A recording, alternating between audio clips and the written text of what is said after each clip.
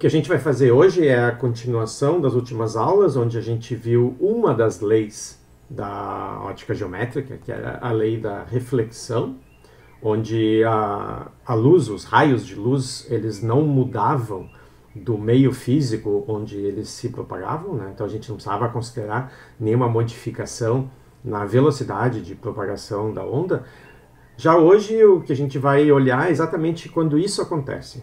Quando a luz atravessa um meio transparente, passa por um outro meio cujas propriedades ópticas são diferentes. A essa modificação que os raios de luz vão sofrer nessa passagem a gente chama de refração, que é um fenômeno conhecido há mais de 2000 anos, né? O Euclides, o pai da geometria, já escreveu sobre a lei da refração, embora ele não tivesse quantificado exatamente da maneira precisa como a gente conhece hoje, né? A lei da refração, a lei de Snell. Ele sabia que essas coisas eram proporcionais, né? Que esses ângulos, existia uma relação entre o ângulo com que o raio de luz incidente faz com a normal e o ângulo que o raio refratado, depois que ele atravessa essa interface, muda de meio e é desviado, o ângulo que esse raio refratado faz com a normal. Então Euclides já sabia que existia uma relação, não exatamente qual a relação. Então aqui na figura a gente resume basicamente as duas situações possíveis quando uma certa quantidade de energia, né, uma onda eletromagnética, chega nessa interface, né, de separação, nessa fronteira, nesse contorno aqui entre os dois meios. Parte da energia carregada aqui por essa onda é refletida e parte é transmitida. Então, por conservação de energia, obviamente, se a gente considera o raio refletido e o raio refratado, eles têm que conter a mesma energia que o raio incidente, desconsiderando possíveis absorções aqui pelo meio, né? Essa seria uma outra possibilidade. Bom, aqui a gente tem a lei da reflexão, o ângulo incidente é θ1, o ângulo refletido também vai ser θ1. O que a gente quer discutir hoje é o que acontece com a luz refratada. Então, o que descreve esse fenômeno, que a gente conhece como a lei de Snell, que nos diz, basicamente, que essa quantidade que a gente chama o índice de refração, que é uma quantidade que resume as propriedades ópticas do meio, esse índice de refração vezes o seno do ângulo naquele mesmo meio é uma constante, né? Então, o n não está desenhado aqui, né? Então, aqui desse lado a gente tem um índice de refração n1, do lado de cá a gente tem um índice de refração n2. O índice de refração ele está associado com a velocidade que essa onda tem naquele meio, comparada com a velocidade da luz. Então, isso aqui é c dividido pela velocidade que a luz tem naquele meio. Então, a luz se propaga com velocidade v1 aqui, com velocidade v2 aqui. E daí a gente, então, tem os índices de refração. Então, o que a lei de Snell me diz é que o índice de refração aqui do meio 1 vezes o seno do ângulo no meio 1 é constante. Tá? Ou seja, quando eu passo para o meio 2, o n do meio 2 vezes o seno do ângulo no meio 2 dá a mesma quantidade. Tá bom? Então, essa é a essência da lei de refração. Se ao passar do meio 1 para o meio 2 o n aumenta, o ângulo tem que diminuir para que esse produto dê a mesma coisa que dava do outro lado da interface. Tá? Então, quando a gente passa de um meio com índice de refração, aqui vamos escrever n2 maior do que n1. Tá? Existe uma conexão entre índice de refração e densidade, mas não vale como princípio genérico, como tendência, mas existem inúmeras exceções. Né? Então, lá no PDF tem um link. Se no PDF de vocês ainda não aparece o link, atualizem, tem uma versão nova lá, onde, aliás, tem um link para uma página do CREF, que é o Centro de Referência de Ensino de Física, onde o Fernando Lang, nos dá um gráfico, que eu acho que eu até coloquei aqui. Deixa eu ver. Não botei. Mas eu cito lá no PDF, que nos mostra essa dependência para um gás, para diferentes gases, né, do índice de refração com a densidade. Então lá, embora a gente possa ver que exista uma tendência do índice de refração aumentar com a densidade, não é uma regra rígida, né? O índice de refração depende de outras propriedades do meio, além da densidade. Então eu posso ter gases, todos eles com a mesma densidade, índices de refração bastante diferentes, porque vai depender também de propriedades microscópicas do material. Tá? Mas, em princípio, quando a gente passa de um meio menos denso para um meio mais denso, né, então, supondo aqui que o índice de refração aumentou, a gente aumenta o índice de refração, tem que diminuir o ângulo, então é o que a gente vê aqui na figura. Né? Eu aumentei o índice de refração, o ângulo é menor, o raio refratado se aproximou da normal. Pelo contrário, né, se eu diminuísse aqui o índice de refração, né, então imagine agora o raio inverso. Eu estou saindo aqui de dentro desse meio e indo para o meio que tem um índice de refração menor. Então, se eu diminuo o índice de refração para manter constante essa quantidade n seno θ, eu tenho que aumentar o ângulo. Então, quando ele vai para esse outro meio, o raio se afasta da normal. O θ1 é maior. Né? Então, a gente está olhando ao contrário aqui. O raio sai aqui de baixo, passa para o meio 1, e aqui o índice de refração é menor, então o ângulo tem que ser maior, o ângulo em relação aqui à normal.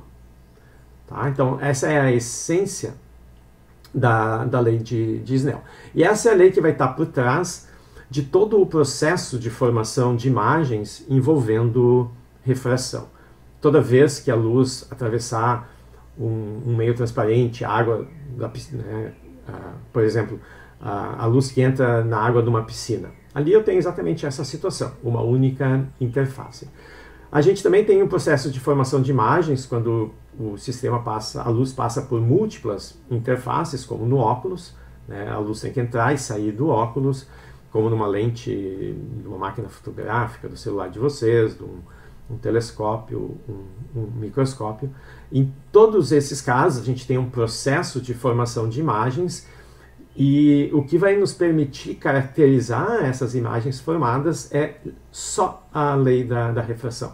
Todas aquelas equações, equação das lentes, né, ou a equação com uma única interface que a gente vai usar para obter a equação das lentes, tudo sai da lei da refração. E um pouco de geometria, como a gente vai ver nas próximas aulas. Bom, para motivar um pouco o que acontece com a lei da refração, vamos fazer um análogo mecânico, né, da nossa vida cotidiana.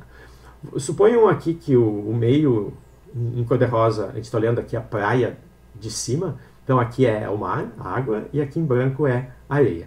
Aqui no ponto B tem uma pessoa que precisa de ajuda, né, não está conseguindo voltar e pode se afogar. Aqui no ponto A é o salva-vidas, ou a pessoa que pode ajudar essa outra. Ela tem que tomar uma decisão.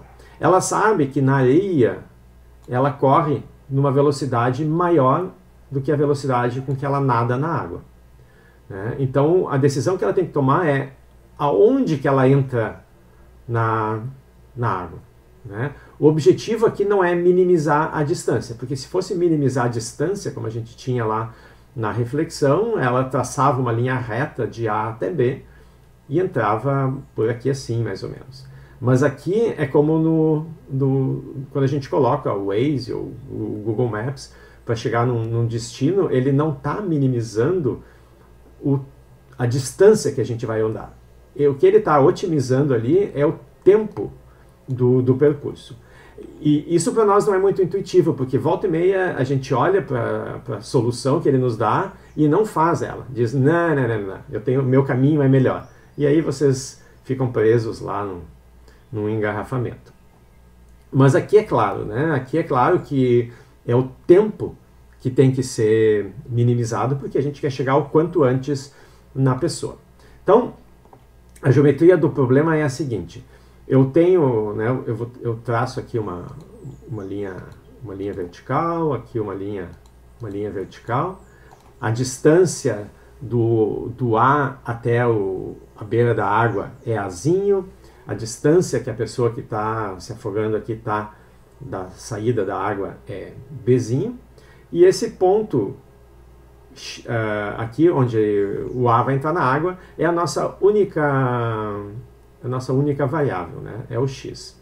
Então, A e B são constantes.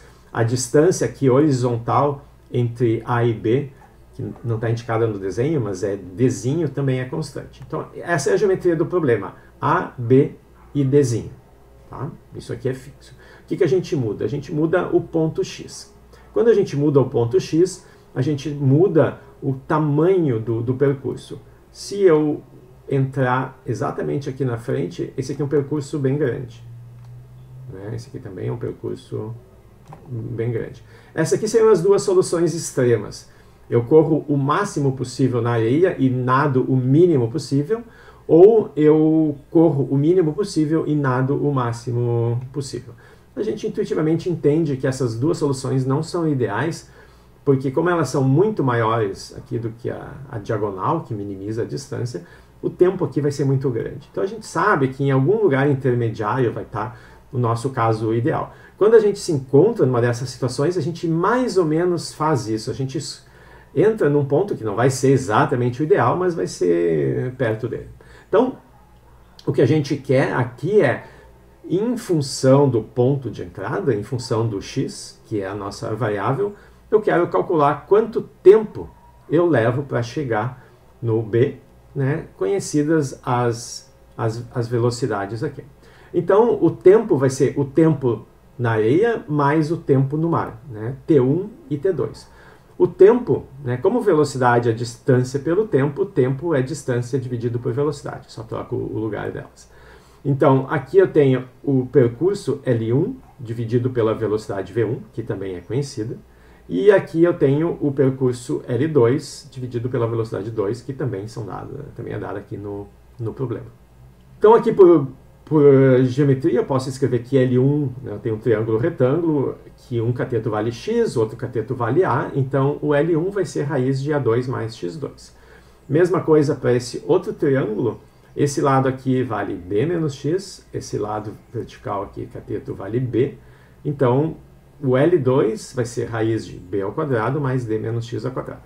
Então, tudo que não está em vermelho aqui são constantes, o a, o b, as velocidades e o d. Então, a nossa única variável aqui é x. Então, aqui eu mostro um exemplo onde eu escolhi o a e o b igual a 100 metros para simplificar e fiz um gráfico dessa... Não me lembro quanto é que eu botei aqui para o d, mas não importa. Tá? Mas, então, o ponto importante é que a gente tem entre 0 e d, a gente tem um mínimo, tá? Então existe um ponto x aqui, que não é nem um extremo nem o outro, mas é algo intermediário onde a gente deve entrar. Claro que qualquer lugar aqui perto, né, como é um mínimo, eu tenho pouca variação. Então eu tenho um intervalo razoável aqui de escolhas e a gente acaba fazendo esse cálculo intuitivo e entrando no lugar ideal ali, ou bem próximo dele. Bom, isso aqui é o que está por trás do princípio de Fermat, que é um princípio variacional, parecido com esse que a gente fez. Né? O princípio variacional é sempre que a gente tem uma quantidade a ser minimizada e a gente quer encontrar aplicando a condição de mínimo, né, derivando, igualando a zero, a gente quer encontrar a nossa solução. Então, aqui, a lei da refração, ela pode ser obtida pelo princípio de Fermat, que a gente já usou no caso da reflexão, que nos diz que o tempo, né, a mesma coisa do salva-vidas ali, o tempo para percorrer o trajeto entre A e B é tal que ele minimiza o tempo. Então a gente faz a mesma coisa que fez antes, calcula o tempo em função de x, A única diferença aqui dessa figura é que eu incluí os ângulos θ1 e θ2. E eu quero então expressar, depois que eu fizer essa minimização, a minha resposta em termos de θ1 e θ2. Então, o tempo total é a mesma coisa que a gente viu antes, é o tempo para percorrer L1 mais o tempo para percorrer L2. A única diferença aqui é que a gente vai usar a nossa definição aqui do índice de refração. Então, ao invés do V que aparece lá, eu vou trocar por C dividido por N, tá? Trocando o N e o V de lugar aqui nessa equação. Então, eu troco aqui por C dividido por N, aí o C aparece nos dois, coloco em evidência, e o N de cada um, são diferentes, passa aqui para cima. Tá? Então, ao contrário da reflexão, lá na reflexão, quando a gente escreveu essa quantidade, a luz bate e volta, ela permanece no mesmo meio, as duas velocidades antes e depois da reflexão são iguais. Então, eu podia colocar em evidência essa velocidade, e no numerador ficaria L1 mais L2. Então, de um lado eu teria o tempo total e do outro lado, lá na reflexão, eu teria a distância total. Então, minimizar o tempo total ou a distância total, lá na reflexão, era a mesma coisa.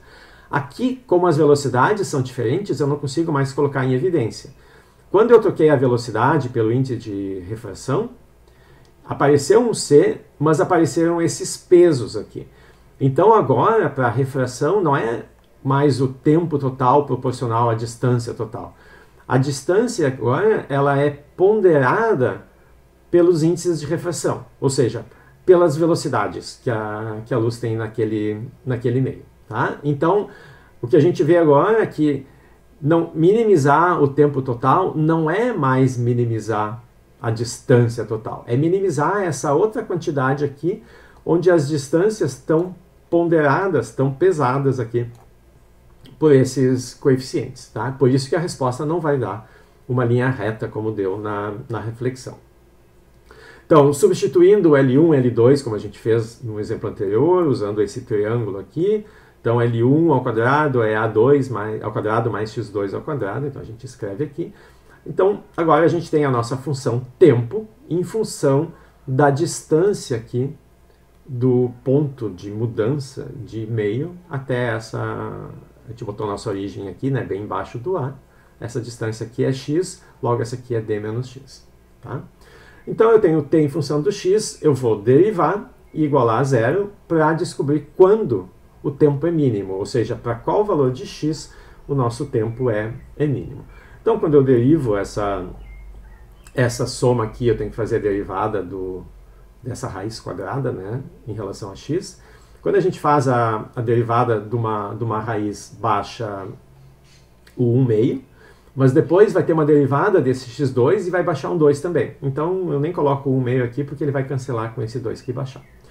Mas o expoente da raiz quadrada, que é 1 meio, eu vou fazer menos 1 na derivada, vai ficar menos 1 meio. Então vai aparecer, quando eu fizer essa derivada, uma raiz quadrada no denominador, tá? Mas como essa raiz quadrada é exatamente a nossa função, né, então já apareceu aqui o L1. Vezes a derivada do que está aqui dentro, que é o 2x, o 2 a gente já simplificou, sobra só o x. Tá? Então, tudo isso que eu falei está lá bonitinho no PDF, mas vocês já devem estar bem acostumados a fazer a derivada da raiz quadrada, então já enxergam esse resultado. Exatamente a mesma coisa aparece aqui. Quando eu faço a derivada dessa raiz quadrada, vai aparecer uma raiz quadrada aqui embaixo. Tá? Depois eu faço o 2, vai simplificar com o 2 que vai baixar da derivada do que está aqui dentro. Então a derivada do que está aqui dentro, isso aqui desaparece, é uma constante, vai aparecer 2 vezes d menos x, o 2 simplificou, aparece o d menos x, vezes a derivada aqui do menos x, que é esse sinal de menos. E isso é o que eu tenho que igualar a zero. Então quando eu igualar a zero, essas constantes aqui vão desaparecer. E eu fico que N1x sobre L1 é igual a tudo isso aqui, N2d menos x sobre L2. Bom, o x dividido por L1, deixa eu limpar aqui, o x dividido por L1, né, então isso aqui é x, isso aqui é L1. Então, em relação a esse ângulo aqui, o seno de θ1 vai ser exatamente x, né, que é esse cateto aqui, dividido pela hipotenusa, que é L1, que é o que aparece aqui. Então essa razão x por L1 é seno de θ1. E a mesma coisa aqui para o θ2. O seno de θ2 vai ser o cateto oposto, que é d menos x, que aparece aqui, dividido pela hipotenusa, que é o L2. Então d menos x sobre L2 é justamente o seno θ2. Então a gente vê aqui que o princípio de Fermat nos permite obter, né, de maneira elegante, tanto a lei da reflexão quanto a lei da refração. Tá? E aí a gente enxerga também que é justamente o tempo mínimo que vai estar associado com a trajetória que o raio vai seguir. Bom, vamos agora comentar algumas propriedades dessa equação. Essa equação vocês já estudaram lá no ensino médio, vocês conhecem bem. Então, o que a gente quer normalmente com essa equação? A gente quer descobrir o ângulo de saída, né? Eu dou toda a geometria do problema e digo, bom, se o meu raio agora incide com o ângulo θ1 com a normal, qual é o ângulo de saída? Tá? Esse, em geral, é o problema. A gente quer o θ2. Claro, eu vou ter uma série de variações, eu posso dizer qual é o ângulo de saída, eu posso dizer alguma outra informação, perguntar o ângulo de entrada, etc. Mas, na maneira mais simples, dada uma determinada situação inicial, eu quero saber o que acontece com essa luz. Então, vamos isolar θ2 nessa equação. Eu passo o N2 dividindo e pego aqui, eu tenho, então, seno de θ2 igual a N1, né? Passei o N2 dividindo aqui, saiu daqui. Aí eu tiro o arcosseno, então θ2 vai ser o arcosseno de tudo isso aqui. É o que está escrito aqui. Tá? Então, invertendo essa equação, eu posso, em princípio, obter θ2. Bom, obviamente, quando os dois meios têm o mesmo índice de refração, eles até podem ser de materiais diferentes, mas eu posso combinar os índices de refração aqui e ter um meio que não vai refratar a luz, porque quando os índices de refração são iguais, né, a gente corta N1 com N2, o θ1 e o θ2 são iguais. Ou seja, quando os índices de refração são diferentes, mesmo havendo essa mudança de meio, o raio não percebe a interface e segue reto. Ele não modifica o seu ângulo. Tá? Então, trivialmente, se os índices de refração são iguais, os ângulos são iguais. Quando o índice de refração do meio 2 é maior do que o índice de refração do meio 1, tá? O que acontece aqui? Se o N2 é maior do que o N1, essa fração aqui a gente sabe que ela é menor do que 1. O seno de qualquer ângulo também vai ser menor do que 1, tá? Sempre. Então eu vou multiplicar um número menor do que 1 por outro número menor do que 1, o resultado, obviamente, vai ser também menor do que 1. Então essa equação, nessa situação aqui, sempre tem solução. Porque eu sempre posso perguntar qual é o arco cujo seno é esse número. Como esse número é menor do que 1, a gente sabe que aqui, esse ângulo aqui vai existir. Quando é que não pode existir? A gente já vai ver o outro caso possível, porque se esse argumento aqui do parênteses der 1.5, qual é o arco cujo seno é 1.5? Não existe nenhum arco cujo seno é 1.5. Tá? Então essa equação aqui não teria uma solução. Mas no primeiro caso, quando o N2 é maior do que o N1, existe. Tá? Então toda vez que a luz vier de um meio, tá? Tudo linhas retas, tá? Quando a luz passar do meio, quando o índice de refração é maior, o raio se aproxima, tá? Mas ele sempre vai existir. O que a gente vai ver agora é que ele pode não existir. Tá? Então, nesse caso aqui, não tem nenhum problema, o argumento do meu arcosseno é menor do que 1, Então, qualquer que seja o ângulo de entrada, para todo ângulo de entrada, para todo θ1, sempre vai existir uma solução, sempre vai existir um ângulo θ2 aqui de saída. Vamos ver agora o caso onde não tem essa solução. Então, quando o N2 for menor do que o N1, tá? Então, imaginem aqui o raio que sai do fundo da piscina e vai para a atmosfera aqui. Então, o índice de refração da atmosfera, o N2 aqui, é menor do que o índice de refração da água, e esse raio vai se afastar da normal.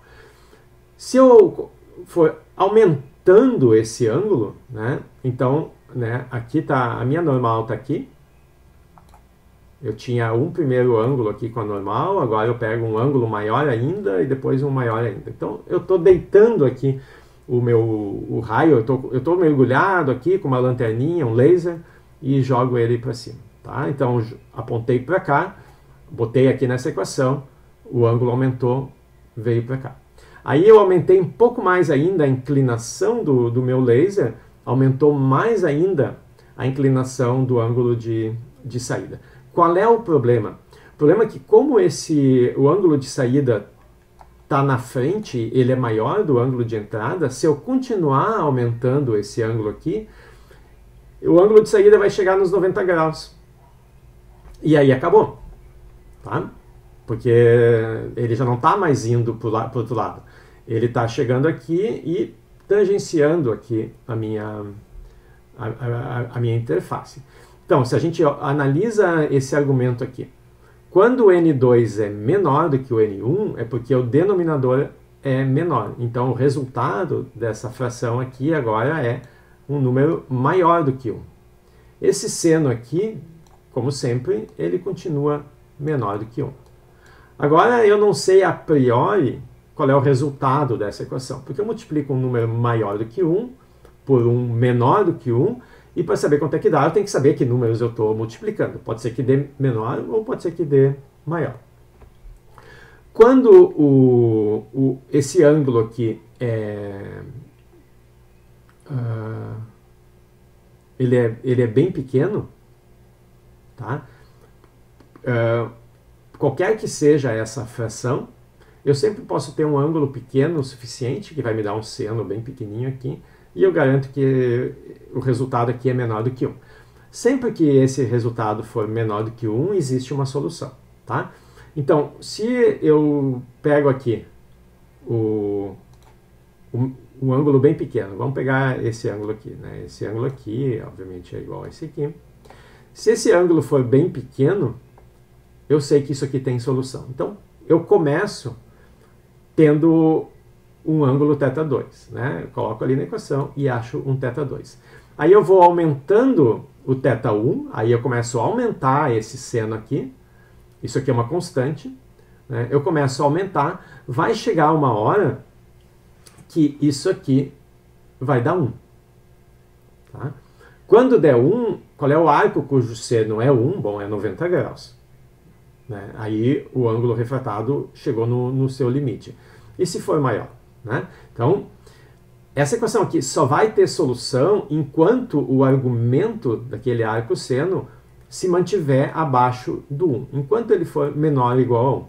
Tá? Aí eu posso ir lá, eu sei que esse número existe um ângulo associado e eu calculo o ângulo. Tá? Nenhum problema. A gente quer obter qual é esse ângulo máximo. Então eu passo esse N2 multiplicando, esse N1 dividindo. Tá? Então, enquanto o seno do ângulo incidente for menor do que essa razão, tá? Tudo bem. Quando é que dá o problema? Dá problema quando vale a igualdade. Então, esse ângulo é o ângulo máximo que eu posso ter aqui com a normal, para ter um raio que passa para o lado de lá. Tá? Quando esse ângulo aqui for exatamente igual ao N2 sobre N1, esse seno vezes, né, todo esse argumento aqui vale 1, e o meu θ2 vale 90 graus. Então, o raio, ele desaparece aqui. O que sobra? Sobra, por conservação de energia, o raio refletido. Eu sempre vou ter um pedaço refletido, tá? Aqui eu tenho um pedaço que sai por cima dessa linha, mas quando eu aumentar um pouquinho mais, eu não tenho mais, eu só tenho esse raio refletido. Então, se a gente tivesse as aulas de laboratório, a gente olharia, visualizaria isso aqui. O que vocês percebem lá? Por conservação de energia, esse raio refletido aqui, que sempre existe, ele é fraquinho, porque o meio é transparente e quase tudo atravessa e vai para o outro lado. Quando acontece esse fenômeno aqui, quando o ângulo atinge esse valor crítico máximo, quando desaparece o raio refratado, por conservação de energia, toda a energia passa para o raio refletido. Aí a gente nota que ele sofre um salto na intensidade. Ele era fraquinho e de repente ele fica tão brilhante quanto o raio incidente aqui. Mas porque desapareceu o raio refratado. Então, quando desaparece o raio refratado, tudo fica no raio refletido, e é aí que a gente tem o fenômeno de reflexão interna total. Total porque nada está passando para o outro lado, interna porque essa reflexão acontece dentro do meio de onde veio a luz, né? Então, se eu estou aqui no fundo da piscina e jogo o meu laser com ângulo suficiente, ele vai bater na interface e vai voltar para o fundo da piscina. Tudo está acontecendo dentro da água, então é interno. Tá? Se vocês, na casa aí de vocês, olharem para uma janela, né? Vocês estão olhando para a janela, vocês estão vendo lá o lado de fora, e vocês estão vendo muito fracamente o reflexo de vocês. Tá? Se vocês tiverem uma janela grande o suficiente, ou se vocês agora começarem a se aproximar da janela e olhar meio de lado, né? Comecem agora a olhar para essa janela com um certo ângulo e vão aumentando o ângulo. Quando a gente tinha as aulas presenciais, era fácil de fazer, porque tinha aquele monte de janela. Então, se vocês começam a olhar de lado, vocês vão perceber que o reflexo do que está do lado de dentro começa a ficar cada vez mais claro. E chega uma hora que a janela vai parecer um espelho. Tá? Porque vocês agora entraram no regime onde vão ter reflexão interna total. Então a luz que está vindo do resto da sala vai bater tão inclinada nesse vidro que ela não vai para o lado de fora. Ela vai refletir e vai vir para vocês. Então vocês vão enxergar muito claramente, né, o outro canto da sala, porque vocês estão tão inclinados que vocês não estão mais olhando para si mesmos. Né? Vocês estão olhando lá para o que está no canto. Então, o fenômeno de reflexão interna total é super comum, né?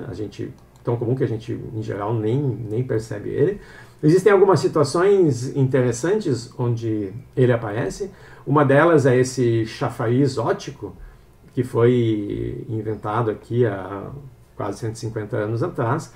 Então, eu tenho aqui uma garrafa d'água com um buraco, então a água está saindo aqui. Né? Aqui eu tenho uma garrafa PET com um buraquinho, e a luz sai aqui.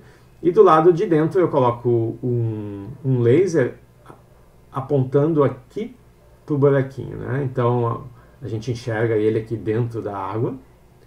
E aqui parte dele é transmitida diretamente. Então vocês veem que parte dele está aqui na mão da pessoa, né? Veio reto. Mas parte dele...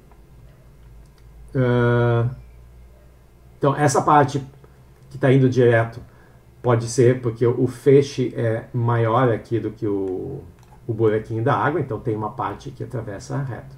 Tá? A parte do laser que entra na água, vocês estão vendo que, como ele está entrando muito perto do eixo, né, eu tenho um tubo, e esse tubo tem um eixo, né, ao longo dele.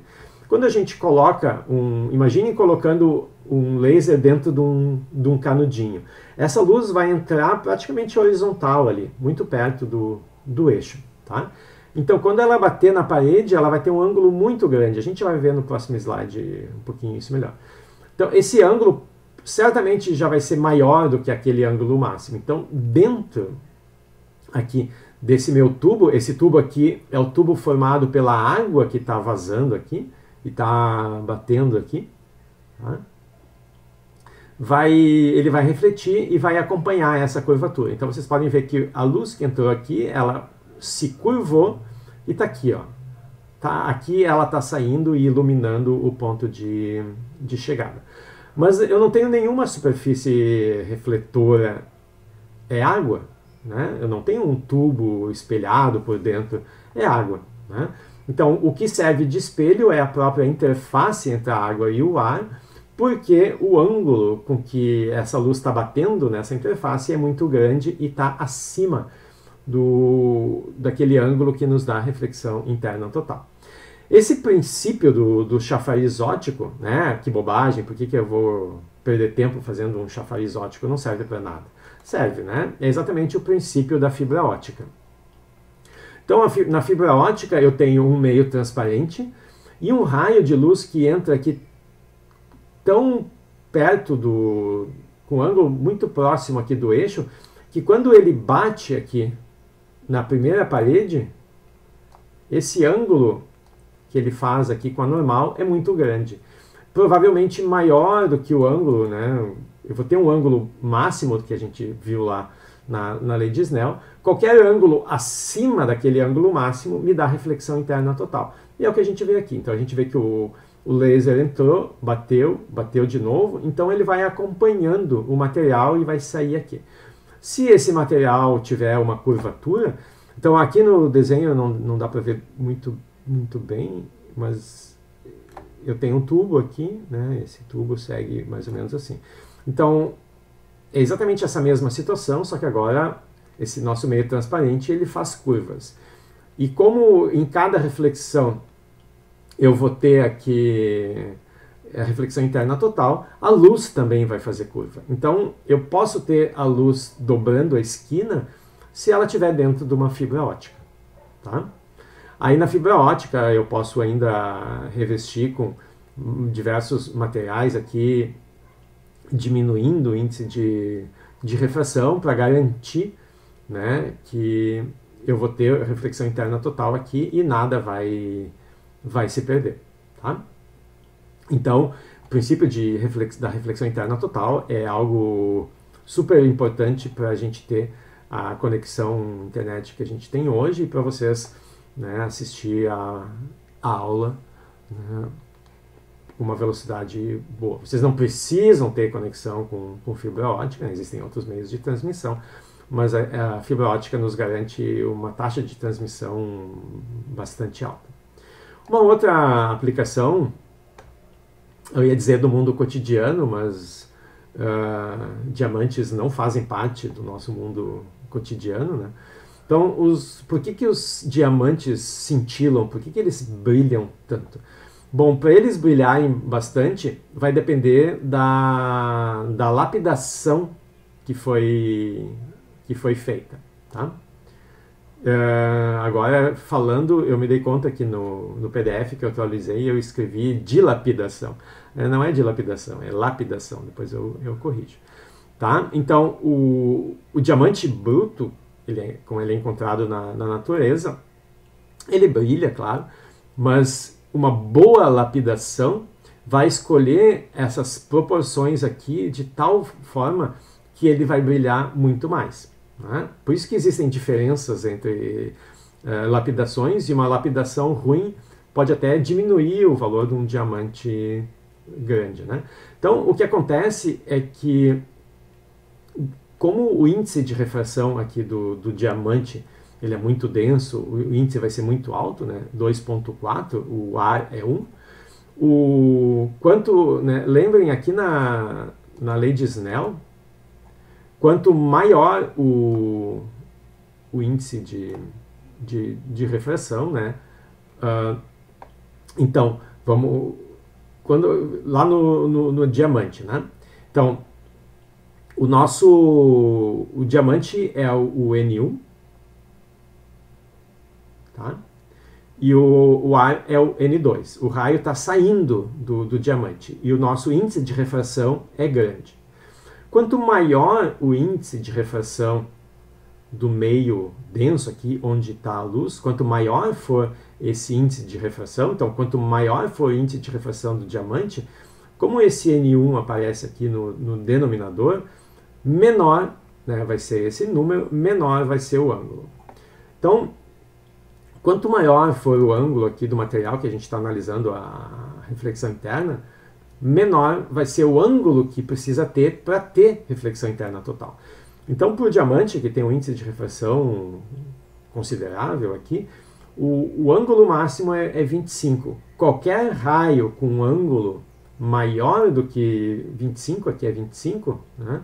Qualquer ângulo maior do que 25 vai sofrer reflexão interna total. Então aqui esse raio de luz entrou no diamante, sofreu uma certa refração, que aproximou bastante ele da normal, né? Porque o N é grande.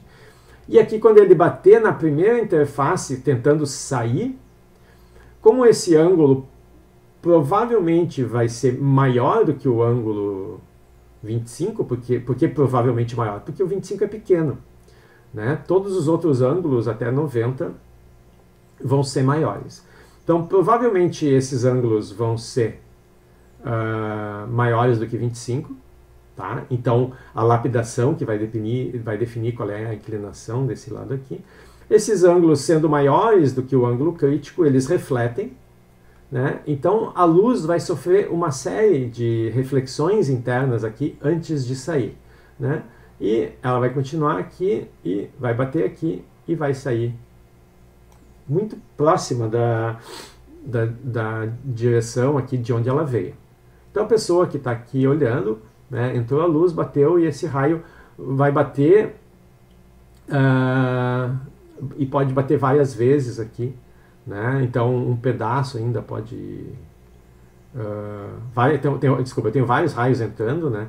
E todos eles vão entrando em diferentes lugares aqui, né? Tem uma lâmpada lá, todos eles vão bater e vão sair com ângulos um pouquinho diferentes. Então eu vou ver onde esse raio está saindo, eu vou ver um pequeno brilho, né? Então dependendo do ângulo eles vão sair em diferentes lugares, eu vou ver o reflexo da lâmpada que está atrás de mim aqui, eu vou ver o reflexo dessa lâmpada em diferentes lugares, que são trajetórias diferentes aqui que a minha luz fez. Tá? Então o diamante ele cintila, né? Ele é brilhante, por isso o diamante também é chamado de brilhante, por causa desse brilho, né, que ele tem em função das múltiplas reflexões internas que ele sofre. Tá? Então vamos fazer um exemplo aqui, né, passar então para uma parte mais quantitativa. Então a gente tem o seguinte: eu tenho um prisma transparente, eu não sei nada sobre o índice de refração dele. O objetivo do problema é tirar o máximo de informação sobre o índice de refração. E a única coisa que eu sei é que um raio que bate aqui e faz, né, o raio, notem, ele está entrando com um ângulo de 90 graus, então eu não tenho refração, porque o seno do ângulo de entrada vai ser zero, seno de 90, né? Desculpa, é 1, né? Então desculpa, eu que estou falando bobagem. O ângulo é 90 com o prisma, mas com a normal ele é zero, tá? Então toda vez que eu tiver um raio que entra exatamente sobre a normal, ou seja, fazendo o ângulo zero com ela, em 90 graus com a tangente aqui, com a superfície, ele não vai ser refratado. Então ele não sofre nenhum desvio quando atravessa essa interface, mas quando ele bate aqui, o problema me diz que ele sofre reflexão interna total. E aí ele vai chegar com, de novo, o ângulo zero e ele sai direto. Esse ângulo aqui é 90 graus, então essa é a informação que o problema me diz. O ângulo com que o raio bate aqui desse lado é 45 graus e sofre reflexão interna total. Então a informação que o problema está me dizendo é que esse ângulo θ não é que ele seja igual, né? ele não precisa ser igual, ele pode ser qualquer ângulo maior, porque é a partir do θc, do ângulo máximo, que eu tenho reflexão interna total. No caso do diamante, que era perto de 25, qualquer ângulo acima de 25 me dava reflexão interna total. Então essa é a informação que eu tenho, o θ maior do que θc. Então a pergunta é, a partir dessa informação, o que eu posso dizer sobre o índice de refração desse material? Bom, a gente está colocando esse prisma no ar, então o índice de refração do lado de fora aqui é o índice de refração do ar, que é tão próximo de 1 que a gente usa 1, tá? E o que a gente quer é o índice N aqui de dentro. Então aqui é N e aqui é 1. Então no lugar do N2 eu coloco 1, no lugar do N1 eu coloco N. E o que o problema me diz é que o θc, que é dado pelo arco seno de N2 sobre N1, né, que foi o que a gente obteve aqui, né? O θc, se eu isolar aqui, vai ser o arco seno de N2 sobre N1. E o que eu sei do problema é que esse θc é menor do que 45, porque o raio que foi jogado tem 45. O θc aconteceu antes. Aqui a gente já entrou no regime de reflexão interna total. Então eu tenho que resolver essa equação, eu tenho arco seno, eu passo, né, eu vou inverter essa equação, eu fico com seno de então, qual é o arco? O arco cujo seno é 1 sobre n aqui. Né? Então, eu invertendo essa equação, eu passo o arco seno para o lado de lá, eu fico com seno de 45 maior do que 1 sobre n. O seno de 45 é raiz de 2 sobre 2, raiz de 2 sobre 2 maior do que n. Eu isolo o n aqui e a gente descobre, então, que o n tem que ser, no mínimo, raiz de 2, né? Aproximadamente 1,4. Qualquer valor acima disso. A gente não sabe exatamente. Eu poderia descobrir qual é o valor se eu mudasse aqui a inclinação do raio até eu obter a reflexão, deixar de ter reflexão interna total. Se eu mudar a inclinação do raio, também vou ter que levar em conta a inclinação aqui para calcular. Tá? Então, essa aqui é uma situação bem simples e eu tiro um valor mínimo para o índice de refração. Eu uso muito essas propriedades da luz ao atravessar prismas para descobrir qual é o índice de refração de um determinado material. Tá? Esse vai ser um exemplo que a gente vai ver daqui a pouco.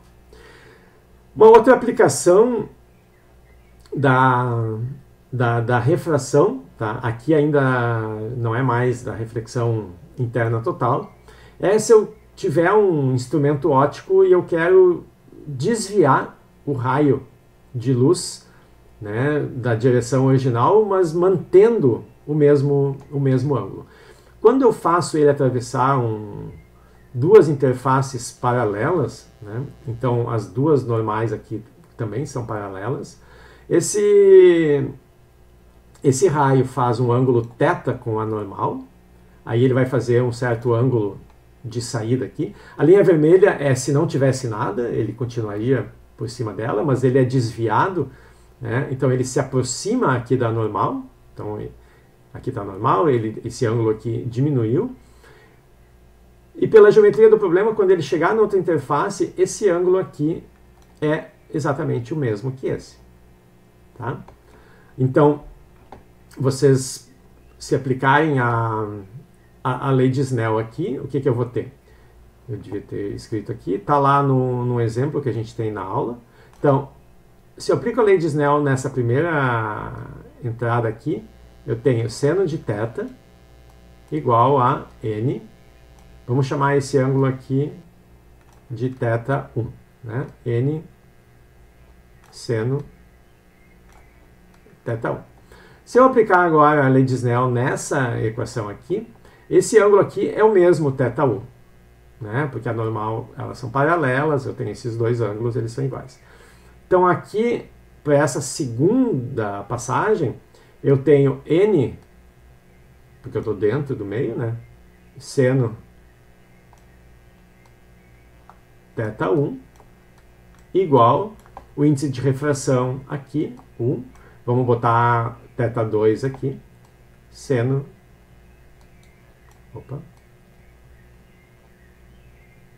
seno θ2. Tá? Porque vamos supor que eu ainda não sei qual é esse ângulo aqui. Aí quando a gente olha essas equações, a gente vê que n seno θ aparece aqui.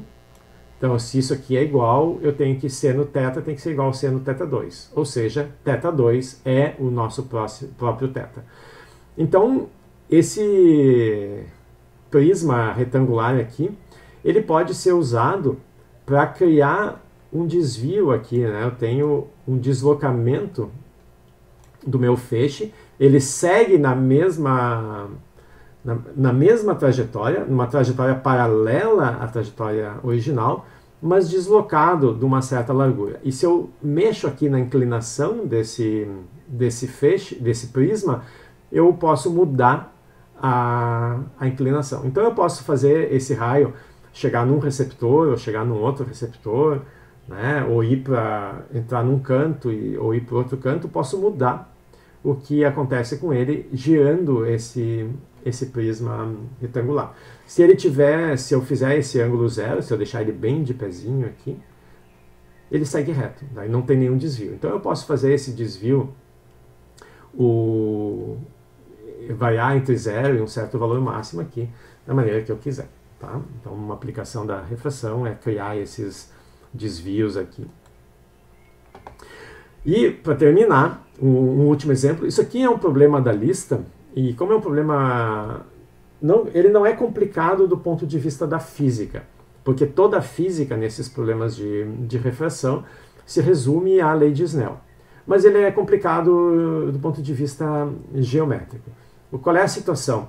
Eu tenho um prisma triangular feito com um material que eu quero descobrir qual é o índice de refração. É para isso que serve. Tá? Eu faço pego o meu material transparente aqui, crio um prisma, eu sei qual é o ângulo que ele tem aqui em cima, então isso aqui é uma informação do problema, tá? Eu coloco ele na mesa e jogo um raio de luz aqui é minha normal, né? Normal com essa parede, e eu ajusto o ângulo com que esse raio chega aqui, para que quando ele passar por dentro do prisma, para que ele siga paralelo aqui à parte de baixo. Tá? Então, quando isso acontece, até por simetria, mas vocês poderiam aplicar a lei de Snell dos dois lados, por simetria, né, tudo que acontece, esse triângulo, esses dois lados são iguais, ele é simétrico, então tudo que acontece do lado esquerdo do triângulo vai acontecer igualzinho do lado direito, o ângulo que ele entrou aqui é o ângulo com que ele sai aqui. Tá? Então, eu monto o meu prisma, sei o ângulo φ, ajusto θ, tá? Para que ele passe paralelo aqui. E o que eu meço? Eu meço o desvio. Então, a direção original, o raio chegou aqui, se nada acontecesse com ele, ele ia seguir essa linha tracejada aqui. Tá? Então, essa aqui é a direção original. Então, eu tenho uma linha ali de referência, eu digo, bom, essa aqui é a minha linha original. Porque ele desviou aqui e desviou aqui, quando ele sair, ele vai ter um certo ângulo psi em relação à direção original. Então, direção original, direção desviada. Tá? Então, psi é o desvio. Então, esses dois ângulos é a informação que o meu experimento dá. Aquele ângulo da construção, então, que é fixo, e o ângulo psi com que o raio é desviado quando eu coloquei nessa situação que a luz viaja paralela ao chão aqui. Tá? Então é isso que eu meço. Então eu conheço o meu prisma, eu meço esse desvio, né? E aqui essa aqui vai ser a resposta que a gente vai obter. Né? Esse φ é da geometria do meu problema. Se eu sei então qual é o ângulo de desvio, eu sei o meu índice de refração. Tá? Então, esse aparelhinho simples aqui me permite medir o índice de refração de um material. Né? Bom, como é que a gente chega nesse resultado? Toda a física do problema a gente pode escrever nessa primeira linha. Tá? Então, a luz entra com o ângulo θ vinda do ar. Então, 1 vezes seno θ, estou aplicando a lei de Snell nesse ponto. Aí, eu vou botar alguns ângulos de referência que vão ser úteis. Tá? Então, o primeiro deles é, em relação à normal, o raio que entrou agora faz um ângulo beta. Esse beta é o ângulo que vai entrar na lei de Snell. Tá? Então, do lado de dentro do prisma, eu tenho n vezes seno de beta. Então, acabou a física. Eu isolo n, eu tenho seno de θ dividido por seno de beta, que é o que está por trás dessa equação. O que me falta agora é descobrir θ e descobrir beta em função dessas duas quantidades que são as relevantes do problema. A geometria do prisma e o desvio da luz que eu meço. Tá? Então agora a gente vai usar geometria para descobrir essas quantidades. Então a primeira equação que eu uso é, olhando esse meu triângulo. Então esse ângulo aqui agora eu vou chamar de alfa, esse aqui eu vou chamar de alfa também. Então alfa mais o φ tem que dar 180. Tá? Bom, esse triângulo aqui, ó. Se esse ângulo aqui, vamos pegar esse triângulo no cantinho, tá? Esse ângulo aqui é 90, né? É igual aquele ali. E quanto é que vale esse ângulo baixinho aqui? Bom, eu tenho a linha vermelha e o fundo do prisma, que são duas linhas paralelas. Se esse ângulo aqui é beta, esse ângulo aqui do cantinho também vai ser beta. Tá? Então eu sei que alfa mais beta, que está aqui, tem que me dar 90, porque junto com esse 90 dá os 180 desse triângulo pequenininho. Tá? Então, alfa mais beta é 90, o que me permite isolar alfa e colocar aqui. Então, vou trocar esse alfa por 90 menos beta. Vou ter 2 vezes 90, que vai cancelar com esse 180, e vai aparecer um menos 2 beta, que eu vou passar para o lado de lá, e vou isolar o beta. Tá?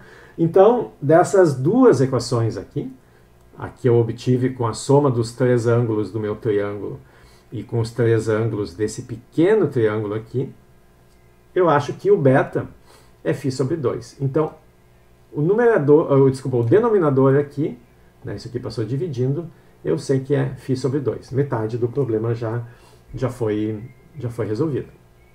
Agora a gente precisa descobrir esse θ aqui. Bom, para isso vamos olhar sempre olhando esse raio aqui, né? A linha vermelha, ela continua nessa linha tracejada. E a normal, que é o raio incidente, né? E a normal continua nessa outra linha tracejada mais fina, né, para o lado de dentro. Então, eu tenho duas linhas que se cruzam, então os ângulos de cada lado têm que ser iguais. De um lado, esse ângulo é θ, e do outro lado é a soma desses dois, que é beta e gama. Então, o θ é beta mais gama. Né? É o θ que a gente quer tirar aqui dessa equação. E a outra equação que eu tiro aqui é o seguinte. Vamos olhar agora esse triângulo chatinho aqui, bem no meio do prisma. Como tudo que tem de um lado eu tenho do outro, esses dois ângulos aqui são gama. Tá? E então, esse ângulo aqui, junto com o ψ, dá 180. Então, esse ângulo de cima do meu triângulo chato, tá, é o que falta em ψ para 180. Mas se eu olho o lado de dentro do triângulo, como esses dois ângulos dos cantos aqui são iguais e valem gama, esse ângulo aqui também é o que falta para 2 gama dar 180.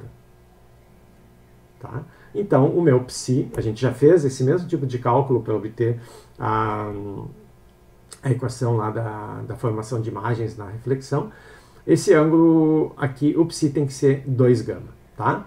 Então, se eu fizer isso aqui, se eu chamo isso aqui de aquele ângulo lá, aumentando aquele triângulo, isso aqui é x, esse aqui é gama, né? Esse aqui é gama, e aqui que eu tenho a linha tracejada, eu tenho o meu psi, tá? Então, eu posso escrever uma equação, x mais psi é 180, x mais 2 gama também é 180. Aí eu elimino x nessas duas equações e chego que psi é 2 gama, tá? Ou, como eu tinha dito antes, x é o que falta aqui para o psi chegar em 180, e do lado de dentro, x é o que falta aqui para o 2 gama chegar no 180. Então, o 2 gama tem que ser igual ao psi, tá? Qualquer que seja o jeito que vocês enxergam a origem dessa equação, tá bem. Bom, agora com essas duas equações eu posso me livrar do gama. Então, o gama vai ser psi sobre 2 e o beta a gente usa φ sobre 2. Então, a gente conseguiu escrever o θ, que aparece aqui nessa equação, também com aquelas duas quantidades que são as relevantes do problema. Então, eu substituo o θ aqui, substituo o beta aqui, e a gente chega na resposta do problema. Então, vocês notem que a geometria aqui por trás é muito mais complicada do que a física, né? Então, normalmente nesses problemas a física é simples, tá? E a geometria é o que complica.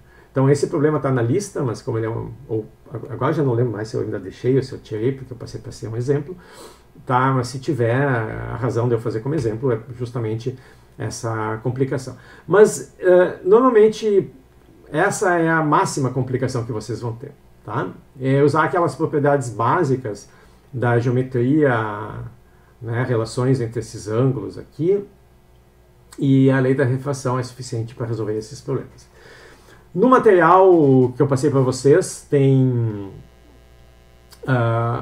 análise dessa outra situação, tá? Que é para calcular qual é o desvio x aqui para um dado índice de refração, né, e um ângulo θ aqui. Tá? E pode entrar também a espessura aqui do meu prisma retangular. Então isso aqui seria outra maneira de obter esse índice de refração. A gente mede esse desvio da luz, bota na equação que vai ser obtida naquele exemplo lá e acha x. Tá? Então aqui, mesma coisa, vocês vão ter que escrever uma lei de Snell para cá, uma lei de Snell para cá, olhar esse triângulo aqui, que é um pouquinho mais complicado, e vão chegar. Tá? Então, de novo, é um problema que a física é simples, mas a geometria é um pouquinho mais complicada, então está lá feita como exemplo, vocês podem olhar no material. Tá? Então, com isso aqui, a gente tem todo o ferramental para estudar como que a lei da refração, né, a lei de Snell, como é que a luz que vai incidir sobre uma interface, ou mais de uma interface, aqui eu tenho duas interfaces, como é que essas refrações, que vão ser então, a gente já sabe descrever os efeitos que essas interfaces têm sobre a luz, como é que elas vão poder formar imagens, né? Como é que eu posso ter um objeto que vai ser percebido numa posição diferente para um observador que receber essa luz, porque o que ele vai estar olhando agora, né, esse observador, não é mais o objeto original, mas uma imagem desse objeto que foi conjugada por esse material aqui no meio que vai servir como uma lente. Essa imagem ela pode ser formada por uma única interface. Quando vocês olham uma moeda ou um objeto lá no fundo da piscina, vocês não estão olhando para a direção onde esse objeto realmente está, então vocês estão vendo uma imagem daquele objeto. Se vocês quiserem pescar com lança, por exemplo, e vocês jogarem a lança aonde vocês estão vendo a imagem, vocês nunca vão acertar no peixe, porque o objeto peixe está num lugar diferente da imagem peixe. Tá? Então, mesmo com uma única interface, a gente tem uma formação de uma imagem, e a gente, a partir da próxima aula, até o final dessa área, o que a gente vai estudar é isso, né? Quando que a imagem se forma ao a luz atravessar uma interface ou duas. E quando essas duas interfaces forem próximas uma das outras, a gente vai ter as lentes delgadas, as lentes finas, né? Não precisa, né? É outra aproximação que a gente vai fazer. Então a gente começa com uma interface, depois a gente bota duas interfaces a qualquer distância uma da outra, e por fim a gente faz essa distância pequenininha para chegar naquela equação que vocês conheciam, a equação do fabricante de lentes. Tá? E aí com isso a gente vai terminar a nossa quarta área.